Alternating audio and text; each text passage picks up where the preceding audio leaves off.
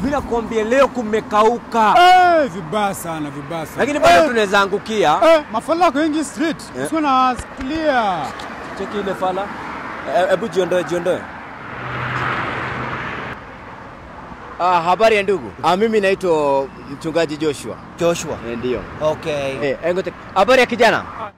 Wewe ndio unaitwa James. Umejuaje? Mungu amezungumza nami juu yako. Umekuwa na shida ya kazi?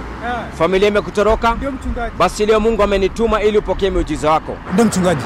Basi nenda katika ule mti mtakatifu utaweza kupokea muujiza wako. Ngoja kidogo. Usiende mbele ya Mungu na mali ya ulimwengu. Ningeuliza kama una chochote cha ulimwengu, mpatie ndugu akakushikie. Ndugu umesema umekuwa na shida. Shida ni kazi tu. Kazi ya security. Hebu muulize. Ile nilikuwa nimeapply kama bado nitapata. Mpatie huyu ndugu mali yake. Angalia kama kila kitu kipo. Iongezeka. Na huo muujiza.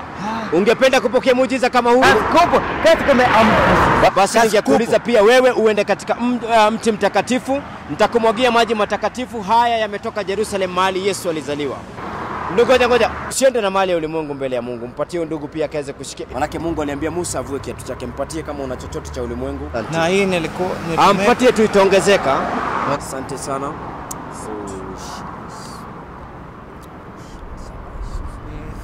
Leo nenda upokee muujiza wako. Mungu naomba kuwe philanthropic na hii posho mili yangu. Tunakemea pepo ya GMOs. Shida zangu zinapotelelea, pesa yangu inajitokelezea.